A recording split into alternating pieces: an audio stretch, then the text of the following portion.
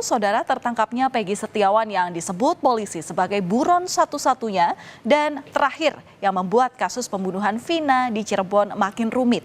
Keterangan satu saksi dan saksi lain banyak yang bertolak belakang.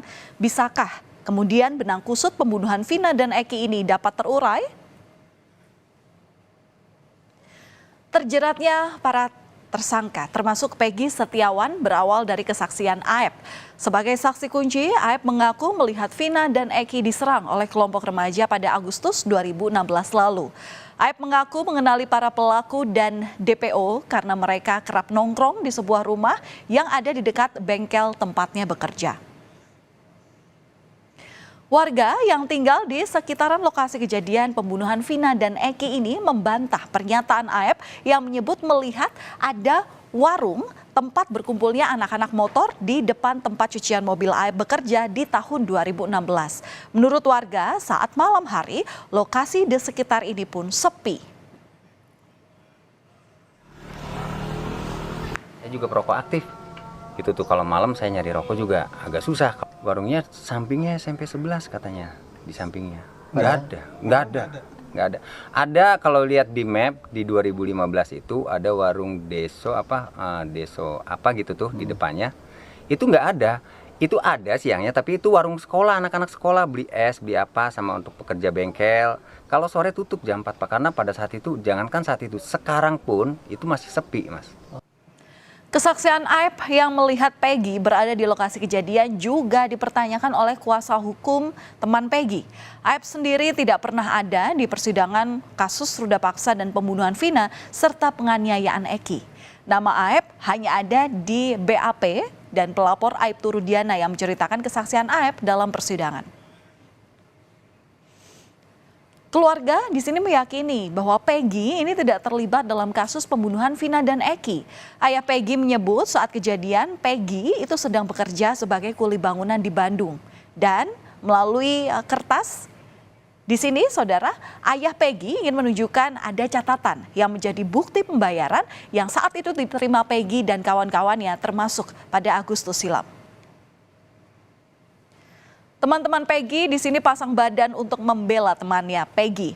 Jumat 31 Mei 2024, 3 rekan kerja Peggy Suharsono atau Bondol, Ibnu, dan Suparman memberikan kesaksiannya terkait keberadaan Peggy saat terjadinya pembunuhan Vina dan Eki di Cirebon. Dalam kasus pembunuhan Vina dan Eki ini muncul juga nama Linda. Kalau Anda ingat saudara, nama Linda ini pertama kali muncul karena kabarnya kasus ini terungkap saat dirinya ini kesurupan yang kemudian diceritakan pula di dalam film.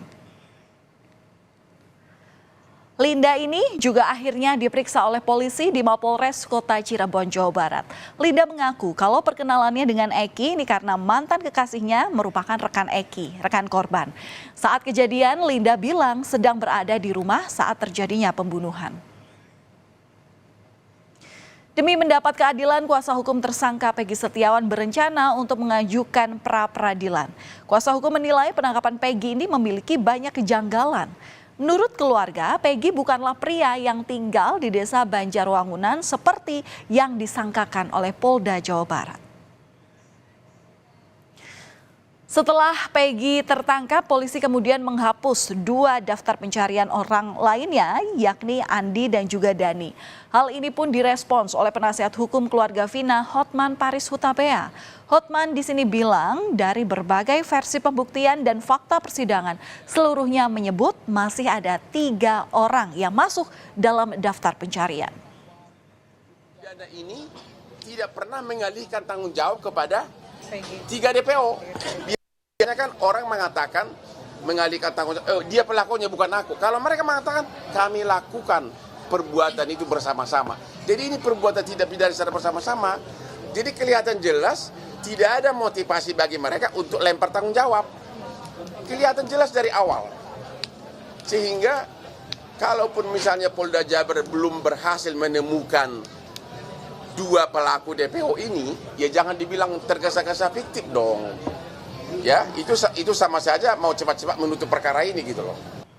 Kasus Vina dan Eki yang tak kunjung tuntas membuat Presiden Joko Widodo angkat angkat bicara.